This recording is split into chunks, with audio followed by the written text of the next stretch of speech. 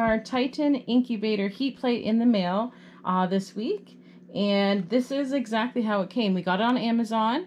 It didn't even come in its usual Amazon box. It just came like this, and we paid about $85 for it, and we're just going to open it up and see what it's like.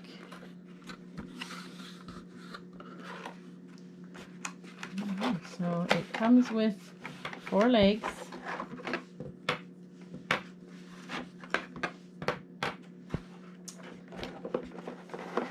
And the heat plate. And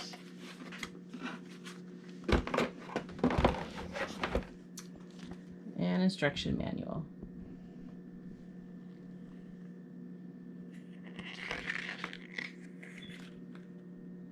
And no instructions needed, it says. Okay. So all there really is to it is putting the 4 legs on, and that's what we're going to do now. We'll start out here.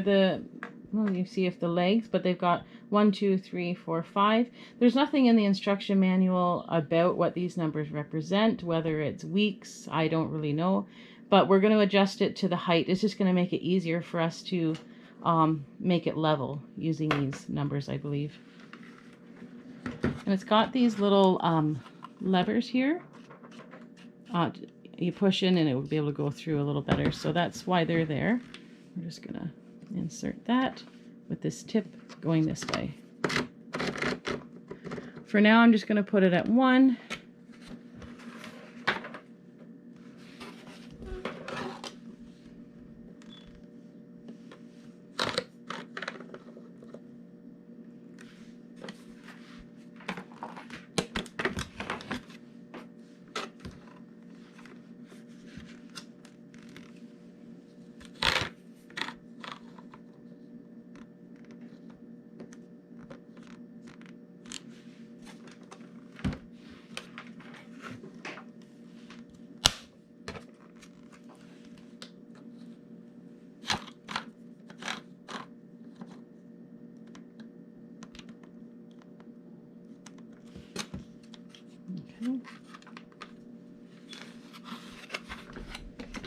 And so it's just going to sit like this.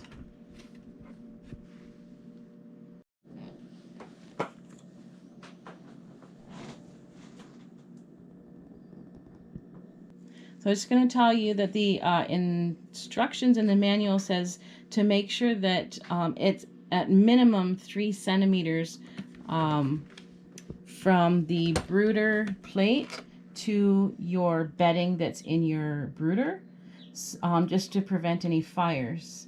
The other thing it has is an indication light to tell us whether it is on or off, so that we know if there's any heat that's coming from the brooder.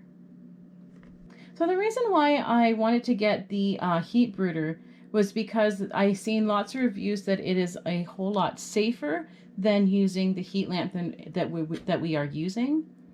We have had it going for a couple days short of a week. We haven't had any issues with our heat lamp. There is a lot of heat coming from it. It's hot to touch. But we do have a cage that covers the heat lamp in case of any fires.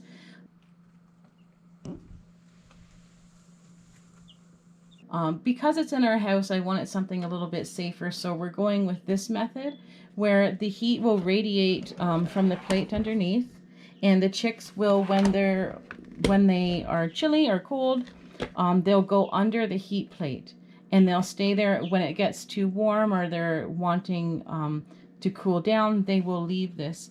It's also easier for them to get adjusted to the cooler temperatures with this rather than the heat light, because they can get addicted to the high heats that the heat lamp gives off. So the reason why we went ahead and chose the brooder heat plate is because this will give off a lot less wattage. It's only 20 watts compared to our heat light, which is giving off 250 watts, which will decrease our hydro bill significantly. So we had just set up the heat plate in the brooder, and we're just waiting to see if the height is the right height for them. They're not too sure about it. So it should be high enough that they can get under it. Oh, look at that little one that's under it. You got distracted. Yeah, they were cute.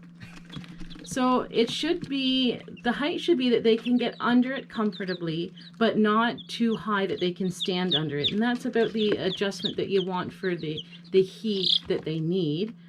So we'll just wait and see how it goes. It's just going to be a time thing. The heat plate has to heat up yet, but I think once they feel the heat, they're going to be interested and go under. He's probably she is our biggest chick we have. And she's getting her, or his, feathers on the wings, and it's got a little tail started. Hello, sweetie.